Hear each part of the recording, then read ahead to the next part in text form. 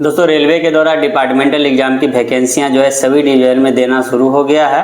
पहले ही already 5 division में वैकेंसियां RRB के द्वारा जारी कर दिया गया और ये जो वैकेंसी कल के डेट में भी एक वैकेंसी निकला है जेई पीवे का ऑलरेडी वैकेंसी एनआर डिवीजन में एनईआर डिवीजन में जो है नया आरआरबी के द्वारा रिक्रूटमेंट जारी किया गया। और ये जो वैकेंसी दिया गया जिसपे मैं वीडियो बना रहा हूँ वेस्टर्न रेलवे के द्वारा जेई पीवे का वैकेंसी जारी किया गया कल के डेट में यानी 24/9/2025।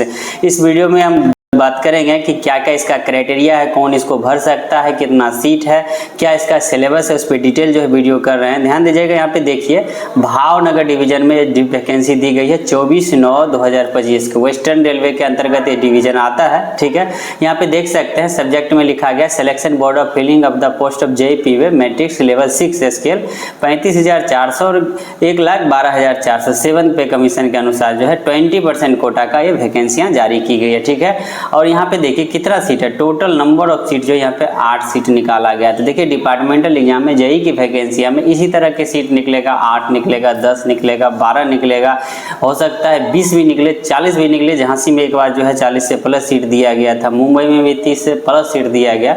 लेकिन अभी जो वैकेंसियां दी जाएगी इसी तरह आपको 8, 10, 15 दिया जाएगा। ध्यान दीजिएगा, एक डिवीजन में जो सीरियस होकर तैयारी करने वाले लड़के की संख्या होता है, ज़्यादातर नहीं होता है, मुश्किल से 30 से 40 लोग जो सीरियस होकर प्रिपरेशन करते हैं उसी का रिजल्ट होता है। क्योंकि हम लोग काफ़ी समय से प्रिपरेशन करवा रहे हैं और हम लोग के पास का जो है ऑलरेडी ऑल डिवीजन का डाटा होता है कि कितना लोग सीरियस होकर प्रिपरेशन करता है। ठीक है, और बाकी तो फ्री तौर पे जो है इधर उधर नोट पढ़ के थोड़ा बहुत तैयारी करके संतुष्ट हो जाता है। यहाँ पे देखिए 8 सीट निकाला गया और ईआर का, इसमें SC ST का सीट नील है, तो ईआर में ही सभी को जितना जो है सीट है उसमें भरना पड़ेगा। ठीक है, चाहे जो भी कैटेगरी को, इसी में जो है आपका रिजल्ट होगा। यहाँ पे एलिजिबिलिटी कंडीशन देखिए, एलिजिबिलिटी कंडीशन है कौन भर सकता है, ट्रैक मेंटेनेंस ऑल ग्रेड्स से।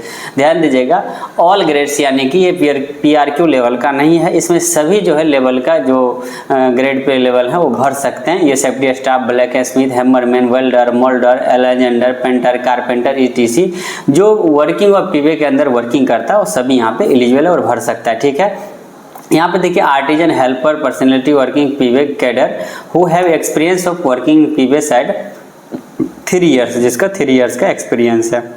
यहाँ पे देखिएगा लेंथ ऑफ सर्विस कितना होना चाहिए, तो लेंथ ऑफ सर्विस यहाँ पे 3 साल कंप्लीट आपका होना चाहिए। यहाँ पे नोटिफिकेशन डेट, जब ये नोटिफिकेशन जारी कल के डेट हुआ है तो कल के डेट तक यहाँ पे आपको 3 साल पीरियड हो जाना चाहिए सर्विस आपका। ठीक है, एजुकेशन क्वालिफिकेशन क्या मांगा गया है, एजुकेशन क्वालिफिकेशन मिनिमम जो होता है 12 लेवल होता है। ठीक है, 12 में आपका फिजिक्स यानी PCM होना चाहिए, फिजिक्स केमिस्ट्री मैथ होना चाहिए, या तीनों में से एक यदि मान लीजिए नहीं है और कंप्यूटर साइंस है तो भर सकते हैं। बायो वाला एलिजिबल नहीं है, भरना चाहते हैं भर सकते हैं, फॉर्म आपका रिजेक्ट हो जाएगा। नहीं रिजेक्ट होगा तो आप एग्जाम दे सकते हैं, लेकिन लास्ट में भी आपका नहीं होगा। ठीक है, यहाँ पे यदि आपका diploma civil engineer, diploma engineering transportation और eligible of diploma should have recognise. देखिए ट्रांसपोर्टेशन का कोर्स कौन होता है, सिविल इंजीनियर जो IPW किए होंगे रेलवे से, उसके बाद आपको सिविल इंजीनियर ट्रांसपोर्टेशन का कोर्स करना होता है, उसके बाद आप एलिजिबल हो जाएंगे। तो जो IPW किए हैं कोशिश कीजिए कि वो ट्रांसपोर्टेशन का जो है ट्रांसपोर्टेशन का जो कोर्स है उसे जरूर कर लीजिए। ठीक है, एज लिमिट यहाँ पे देखिए, एज लिमिट क्या है, age limit should be below the 47 years से नीचे होना चाहिए। UR category, no relaxation in the age limit given SC ST को यहाँ पे एज रिलैक्सेशन नहीं है, 47 ईयर्स तक इसमें फॉर्म डाल सकते हैं। ठीक है, मेडिकल क्लासिफिकेशन क्या होना चाहिए, तो A3 मेडिकल क्लासिफिकेशन होना चाहिए।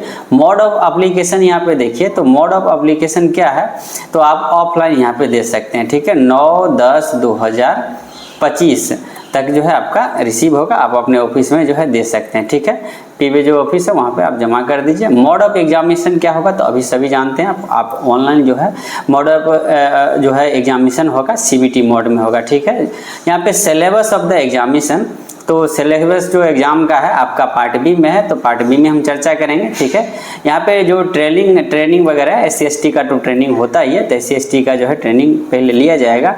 यहाँ पे देखिए जनरल इंस्ट्रक्शन कुछ दिए गए हैं, जो आपका लास्ट डेट फॉर्म का है वो सब यहाँ पे देख सकते हैं, यहाँ तक भर सकते हैं। ठीक है, तो 16/10 तक यहाँ पे डेट दिया गया है, राइट।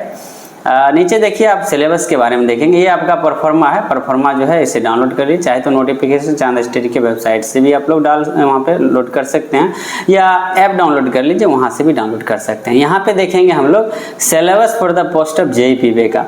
JEPB का जो आपका सिलेबस है उस पर बहुत सीरियस होकर ध्यान देना है।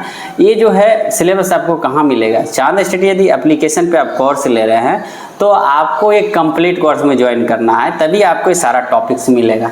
यदि टेस्ट सीरीज में ज्वाइन करेंगे तो वहाँ से आपको टेस्ट सीरीज में यदि पहले से प्रिपरेशन है, मान लीजिए जो रेगुलर टेस्ट सीरीज चलता है चांद स्टडी का पर डे, तो वहाँ पे यदि पहले से प्रिपरेशन आप किए हैं तभी वहाँ पे आपको फायदा होगा, नहीं तो कंप्लीट कोर्स ज्वाइन कीजिए यदि इनिशियल है तो, ठीक है।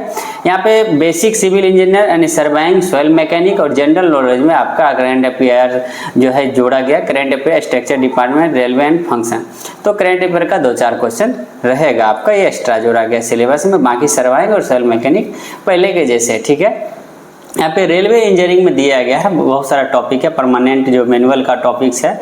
उसके बाद ट्रैक मशीन का, वेरियस ऑफ ट्रैक मशीन जो है मैनुअल से क्वेश्चन लिया गया। ट्रैक ज्योमेट्री, ट्रैक पैरामीटर सब मैनुअल का है।